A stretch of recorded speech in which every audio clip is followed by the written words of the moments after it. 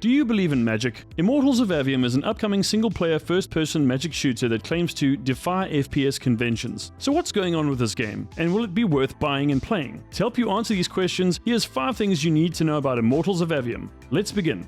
Number 1. A world on the edge. In Immortals of Aveum, the Everwar, a conflict that has been raging for thousands of years over the right to control and shape magic, has brought the world of Aveum to the brink of collapse. After centuries of bloodshed, only 2 superpowers remain, Lucium and Rashan. While Lucium is home to the Order of Immortals, which is headed up by Grand Magnus Kirkin, Rashan is ruled over by the evil Sandrak, who also controls the Order of the Masks. Sandrak wants nothing more than to annihilate his enemies and remake the world in his own image, so if the Immortals fail to defeat him and his army of Magna and monsters, Aveum's fate is sealed. Players assume the role of Jack, an unforeseen Triarch Magnus who is able to wield all magic types. He was orphaned and grew up in poverty in the city of Seren, and after a vicious attack orchestrated by the armies of Rashan befell his home, Jack lost what little he had in life. However, this traumatic event awakened his latent magical abilities, something he was never supposed to have or inherit, which led to him being recruited by Kirkin into the Immortals. Seeing that Jack grew up destitute, he is treated with disdain by other noble-blooded Magna, but being determined and hot-tempered, Jack will stop at nothing to prove himself and get revenge for everything precious that he lost.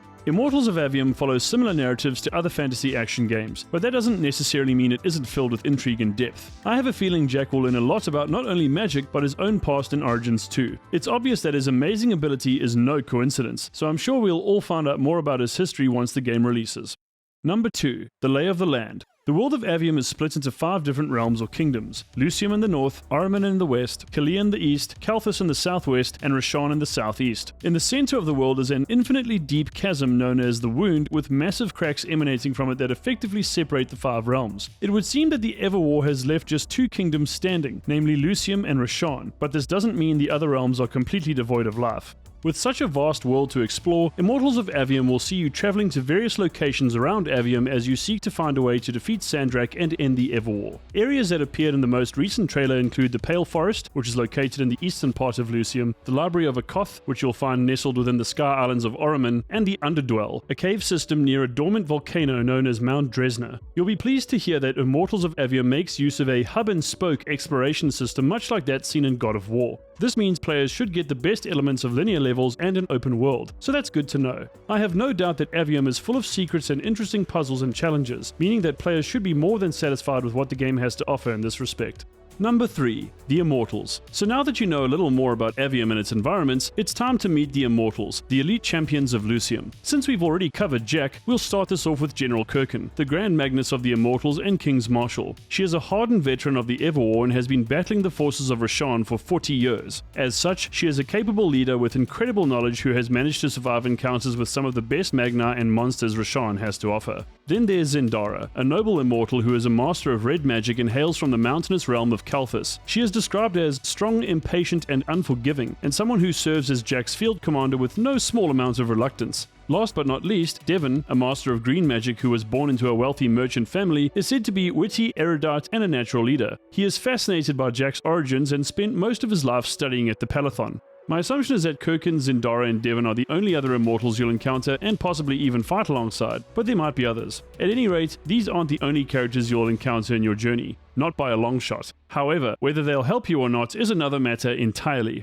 Number 4. No guns or magic. Magic and the ability to wield it is what Immortals of Aveum is all about. Jack uses different sigils that allow him to focus magic for a specific spell, and he can equip up to 3 different sigils at a time. There are also 3 different types of magic that Jack is able to wield, namely red chaos magic, blue force magic, and green life magic. Red magic is highly destructive and deals a lot of damage, albeit at close range. It's therefore best to use this if you prefer close quarters combat and melee style attacks. Blue magic allows you to traverse across different obstacles, create defensive barriers, and take out enemies from afar. Lastly, green magic is best for a run and gun approach and allows you to prevent your enemies from casting spells or healing. As you might have guessed, being able to effectively use all 3 types of magic and match it with a given enemy's magic color will make you deadlier in combat. You'll want to learn how to chain spells together and perform devastating combos to banish your enemies from existence. And with over 25 different spells and 80 talents, you'll definitely be able to develop a playstyle that best suits you and play Immortals of Aveum as you see fit. Each magic color comes with 3 different strike spells that serve as Jack's main form of attack, so think of that as 9 different primary weapons, I guess. But there are also control spells that can be used to augment Jack's primary attacks and dish out some intense punishment. For red magic, it's Disrupt, for blue, Lash, and for green, Limpet. Augments are used to move around and dodge enemy attacks. Basically, there's grapple, hover, and shield that do just what they say they do, and then blink, which is something you can use to quickly avoid an enemy attack. Lastly, Jack's Dominion spell called Immolate combines all 3 magic colors to release a blast of energy that wipes out everything in its path. If all of this seems like it's too much, don't panic, as learning spells is supposed to be easy, and while mastery does take time and practice, you'll get there with enough hours under your belt. I'm glancing over a lot with the magic in Immortals of Aveum, but suffice to say the mechanics are well polished and intense. And finally, number 5, powerful adversaries. You may have capable allies and amazing abilities, but your enemies are definitely formidable. Other than Sandrak himself, who is obviously extremely deadly, there's his champion known as the Hand. She is the leader of the Order of the Masks and a master of blue force magic who is as fearsome as she is ruthless. There's also the Morbane, an Oathbroken of Kalthus who joined the Order of the Masks and was responsible for the siege of Lucium's capital, Lavenry. He is cruel and brutal and will show you no mercy on the battlefield. Other than some imposing bosses, Immortals of Aveum will also pit you against other battle mages as well as some creatures including Leylodons, Chroniclers, and Howlers. Leylodons are serpentine creatures that are attracted to weakened ley lines as they feed on the remaining magic that resides there. Chroniclers are magical constructs that were driven mad by the Gatorond and prowl the Sky Islands of Oromon in search of victims. Lastly, Howlers are flying creatures that are highly aggressive and deadly to boot. Be sure to duck if one swoops in to grab you.